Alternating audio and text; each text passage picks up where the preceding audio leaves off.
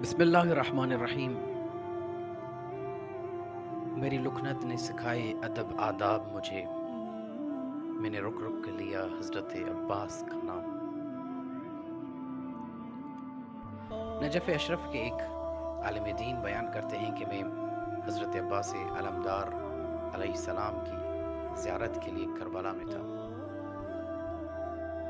ذریعہ اقدس حضرت عباس علمدار علیہ السلام کے قریب کھڑا تھا۔ میں نے دیکھا کہ کچھ لوگ ایک بیمار خاتون کو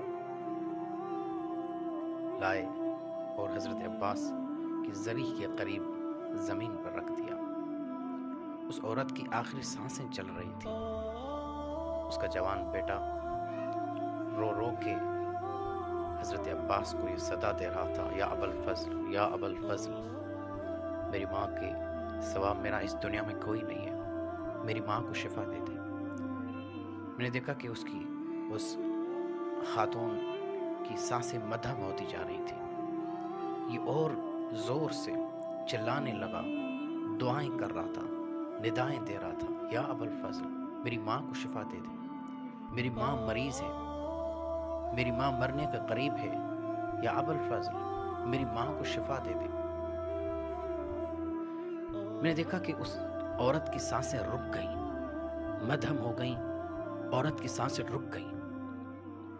کہا کہ یہ ابا الفضل، میری ماں کو شفا دے دے، میری ماں مر رہی ہے، اگر آپ نے میری ماں کو شفا نہ دی تو میں بابا علی سے جا کر نجف میں شکایت کروں گا۔ وہ عالم دین کہتے ہیں کہ حضرت عباس کے ساتھ اس انداز سے گفتگو نہیں کرتے۔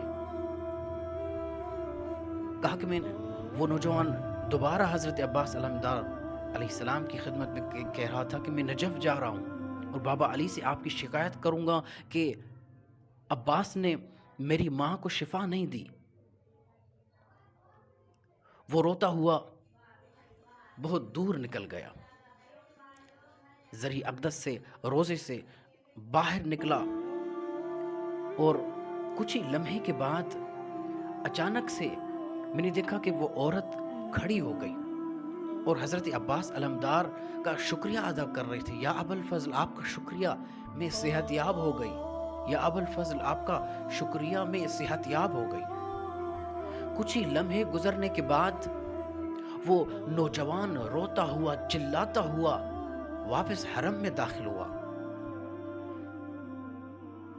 وہ عالم دین کہتا ہے کہ میں نے اس نوجوان کو کہا کہ اب کیوں رو رہے ہو، کیوں چلا رہے ہو؟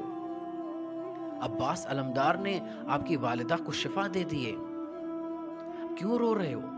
کہا کہ جب میں صحرا میں گیا، حرم سے باہر گیا، تو میں روتا ہوا چلاتے ہوئے میں کہہ رہا تھا عباس باب الحوائج نہیں ہے، عباس باب الحوائج نہیں ہے، عباس باب المراد نہیں ہے۔ میں نے دیکھا کہ اچانک ایک گھوڑا سوار سامنے آیا۔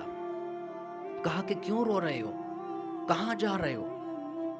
میں نے کہا کہ میں نجف جا رہا ہوں اور بابا علی سے شکایت کروں گا کہ عباس باب الحوائج نہیں ہے، عباس نے میری ماں کو شفا نہیں دی، میری ماں مر گئی ہے اور عباس نے میری ماں کو شفا نہیں دی ہے۔ کہا کہ بابا علی سے عباس کی شکایت نہ کرو، تمہاری ماں صحت یاب ہو گئی ہے، جاؤ۔ کہا کہ مجھ میں اتنی طاقت ہمت نہیں ہے کہ میں واپس جا سکوں، مجھ میں اتنی سخت نہیں ہے، میرا جسم کانپ رہا ہے، لرزہ طاری ہو رہا ہے، مجھ میں اتنی طاقت نہیں کہ واپس حرم جا سکوں۔